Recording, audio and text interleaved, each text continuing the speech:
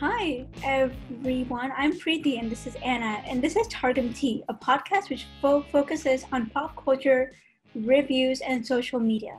In today's episode, we will be talking about the Netflix documentary, The Social Dilemma. This review contains spoilers. So, Anna, what was your first thought about, like, once you watched this? What was your first impression? Were you hooked? Or Honestly, like it was a little bit of back and forth, because like obviously the topic was pretty interesting and it's really relevant, especially with like all the big tech antitrust hearings that are going on in Congress. So it was like initially going into it, like I knew I wanted to watch it, but I wasn't really motivating myself to watch it. But honestly, like in the end, I thought it was pretty good. What did you yeah. think? Same actually. I mean, I thought that it, like, when it started, I was definitely hooked because this is something that affects us. Like, we're the mass, like our generation is that generation that is on tech the most. And I think the people who are younger than us, but kind of like us. So I think it really kind of hit home on that aspect, like how much tech am I actually using, and how much of my life is kind of going away on that. But I did feel like some parts of this documentary did lag. I mean, they were kind of saying the same thing for like a few minutes and then they move on. Yeah, I totally agree. Like, I don't know, some of the information, I don't know if it's like just me or maybe you can relate to this too. Like, I felt like a lot of the information that was being put on the screen and like said, it felt like I knew it already. Yeah. Because I read it in like news articles or I heard it somewhere else, but like some of it, it just felt like very familiar. So I guess that was like an area where I was kind of like disappointed. Like I was hoping there was like more like shock moments than there Mm-hmm. actually were. Yeah, Um, yeah. I agree.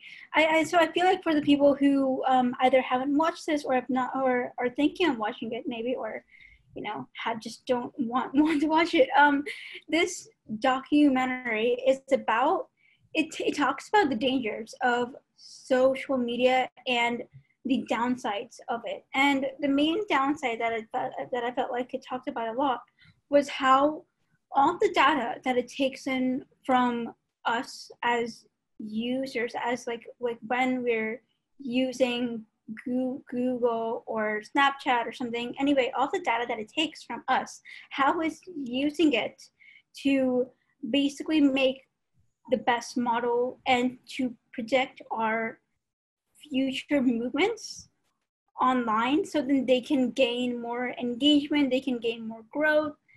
And it's how it's all basically a business of profit and how we're being sucked in. But yeah, going back to what you were saying, Anna, that's definitely true. I think we all knew. I think it's more or less common knowledge, but no one like listens to it. But Yeah. yeah. I guess something that I was definitely kind of shocked about, which I didn't expect, was like it talked about the psychology behind big tech. And like I never in my entire life would ever think that people would use psych in technology. I don't know why, but like they feel like completely separate things. Like maybe you would use tech for psychology, like to map the brain or something like that, but Yeah. never did I ever think it would be The like the other way opposite. around. Yeah, And it was just like exactly. so weird hearing about it and how they talked about like one of the things they said was like humans are being programmed at like a deeper level. And my Mm-hmm. immediate thought was like Pavlov's dogs experiment, and how they talked about like the instant gratification that comes with the phone and the apps that you use, and how like every single time you hear a notification, your instinctive response is to go to your phone and check it. And I feel Mm-hmm. like something that this like sort of related to and that I saw in my life was like hearing, I'll call it like ghost notifications, where you think your phone vibrated or like made a ding, and then I check it and like I definitely didn't have a notification, but I felt like it was there. And Yep. it was just so weird to me. It's it messes with your brain, honestly. Yeah. But yeah, that's so true. That was something really interesting too, that how people who were really up there in the tech business and who were being interviewed were basically all people who were either former CEOs or like presidents of like all these tech, huge tech businesses like Google, Twitter, Facebook, all these things, all these people were being interviewed, and they were all saying exactly what you just said, that yeah, a lot of psych is going into how they make tech. And so then they can basically manipulate people into doing what they want. Yeah, I think that's crazy. That was kind of creepy. It was creepy. And like, I know one thing that they did was they had, I guess, like, they had a kid that was like around our age, and he was like using his phone and he was completely addicted to it.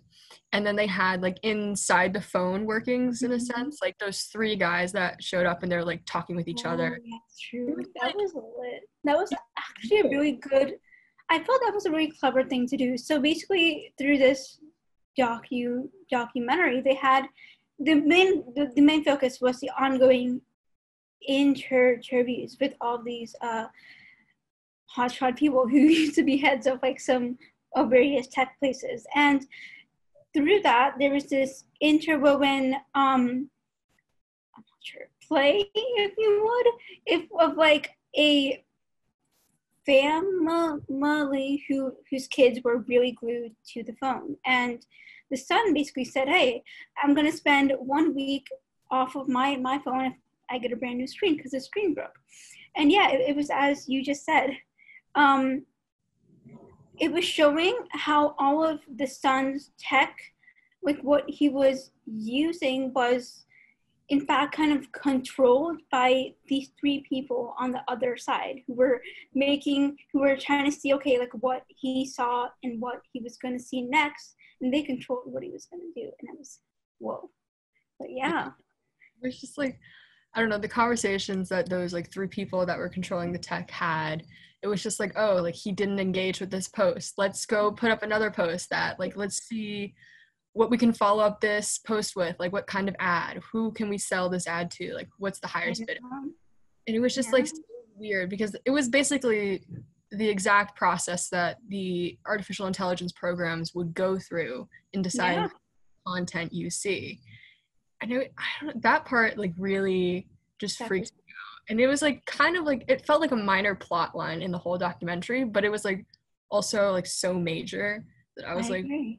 What? I honestly think, sorry to cut you off, I honestly think that was just a really clever thing to do, because I felt like it drove home the point they were trying to make, because if the whole thing was just a bunch of people talking about it, it wouldn't hit home, and this was just a really good way of actually being able to see, oh, this is what they're talking about. Oh my gosh, it's insane. So I think the documentary felt like it was like split up into like two sections. I don't know if you felt that way, but like that's how I kind of viewed it. Like there was the section that talked about like big tech in general, and then like the ending portion of it was really dedicated to like fake news and everything that's been happening with it. Oh yeah, true. And like I don't know whether or not I agree with how they split it up, but I think the fact that they really focused on the real world and political ramifications of how tech is being built, I think is pretty important, and I really appreciated that from the documentary, because like everything that they do in tech has like, I might not realize it, I definitely didn't realize it until like recently, but it has really big ramifications, and there's some consequences, like with the whole Pizzagate thing that happened a couple years ago. Like that was because of algorithms, I think. Yeah. Just, so do you want to say what happened in Pizzagate, like a brief like 2-line summary or something? So this is coming from the back of my mind. So Pizzagate essentially was like this whole conspiracy theory that in DC there was a pizza shop, and depending on how you ordered your pizza, it was like actually a front for like a child trafficking ring. So like if you ordered your pizza a certain way, you were technically ordering like a human being. And what happened was it got posted in a bunch of like Facebook groups and like forums, and then people were like outraged about it. And someone actually did end up going to the restaurant with like, I'm pretty sure he was armed, and he tried to like get into the restaurant and like get into the basement to free the kids. And like he got arrested by the police, and like it turns out like obviously it was like completely false. The restaurant didn't even have a basement. but it was just like crazy how the stuff that people were reading and like the news that they were seeing led to this happening. I agree. Yeah, it's true. And one of the things that they said, kind of that really stuck with me about fake news, that was as I said through the second half, was that the reason why, or like one of the reasons why Facebook and Twitter and all these big people, big tech things, why they let fake news like kind of spread, if you would, and they don't exactly like tame it back, is because fake news kind of leads to more profit, like more social engagement and more people logging in, and more people tend to like believe it over true news. So it's better in some ways because, you know, they get more users that way. And that was like, wow. Yeah. Honestly, I think it brings up a question about the ethics and the morals. Like there's this one guy who was the head of like the ethics board on, I'm not sure, Facebook or Google or something. And I think it just brings out the whole ethics portion of this. Like, at what level are the people who are in charge of tech, like, and even the people who are building it, like, the guy who built basically all of the data ways, like, he came up with the ways to he was kind of like the first growth leader of Facebook, and the things that he came up with kind of became like playbooks in Silicon Valley to like for any tech business to like jumpstart. And so I think, and he's currently, I think, worth $1.9 billion or something. I looked him up after this. So I think it brings over a question, like, what are the ethics of, like, how much of this is actually ethical, and is this moral for them to do it? Because a lot of these people who've been a part of the back end of tech and been a part of all this, they've kind of come out a lot of times and saying, I can't do it anymore because of the ethical and the moral reasons. It's like, yeah. Okay, but it's out there.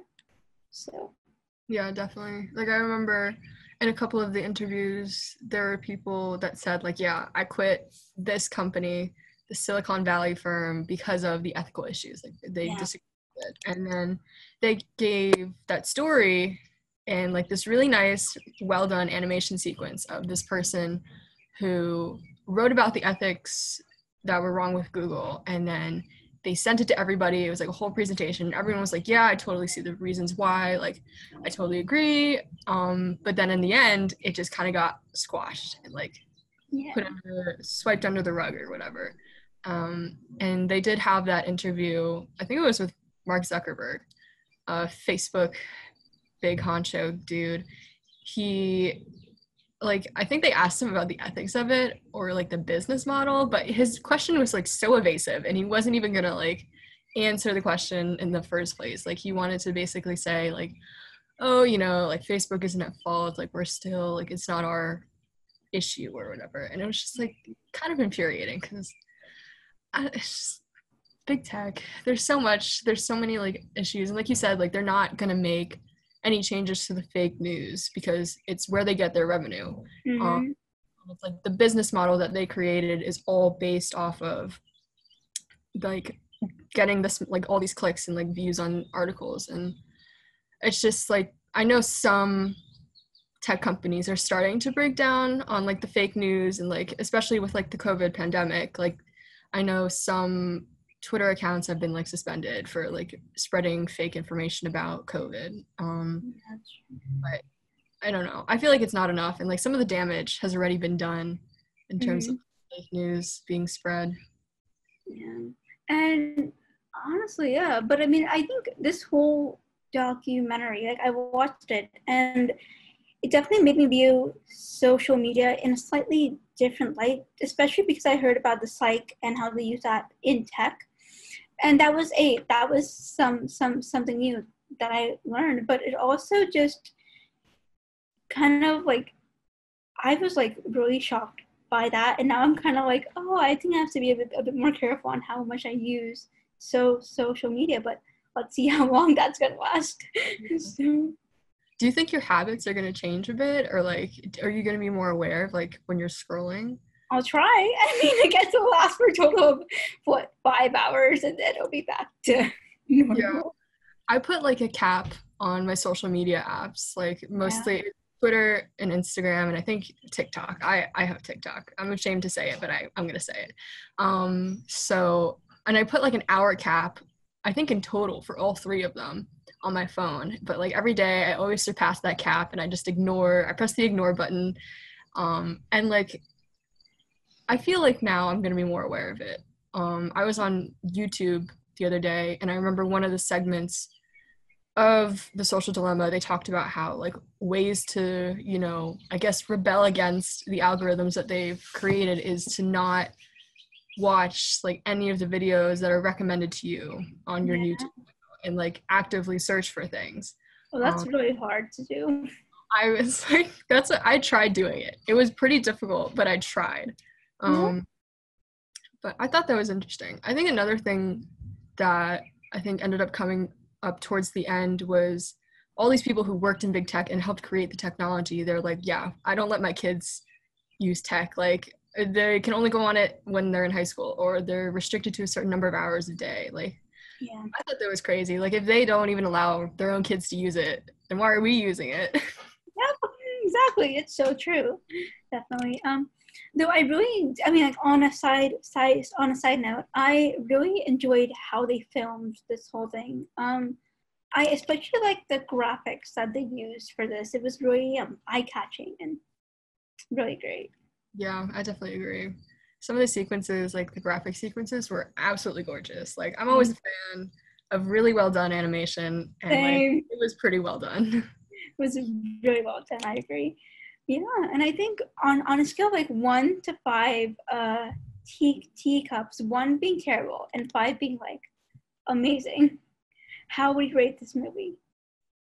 Or I was trying to think about this beforehand because I feel like there's so many factors to consider. Like I was pretty much between like a 4 out of 5 teacups and maybe like a 3.5 out of 5 teacups, solely because like I feel like some of the ways they portrayed some of the information and tried to get ideas across was like a little much. Like it seemed super excessive. Like they had one scene where this girl, she got notifications on her phone during dinner time and they locked it in like this time save thing, and she like smashed it open during took a dinner. hammer and she smashed it. I was like, oh my god. Like, do people actually do that? Like I don't know if I've never done that. I've never smashed anything to get to my phone. I maybe given a friend and said, don't give me my phone, but like never smashed open a thing at dinner time to get to my phone. Like I thought that was over the top. Like some of the information felt like information I already knew, so I was like, all right, like whatever. But overall, I think it was like a good, well done documentary. What do you think you would rate it? I agree. I would actually rate it a 4.5 or like a 4 too, just because, like, I mean, for the same reason that you said. I think even though this is all in for information that we all know to some point, they made it a really good package, frankly, and they gave it out in a really good fashion. So, and I think the one thing that it did really well is that, at least for me, it kind of put like that doubt in my head, like, oh, how much Twitter should I use now? How much Insta should I use? I don't even use Twitter, but like, yeah. And so I think it did that really well. So I think it did get its point across, and I frankly recommend everyone to give it a watch, just to see it. Yeah, I totally agree. I think it'll definitely get you thinking about your tech usage and how it affects your habits in your day-to-day life and how much you actually use it. Oh yeah, it's true. And that's all for today. Join us next time on Targum Tea for more reviews. And be sure to follow the Daily Targum on our Twitter, Instagram, Facebook, and YouTube for more content.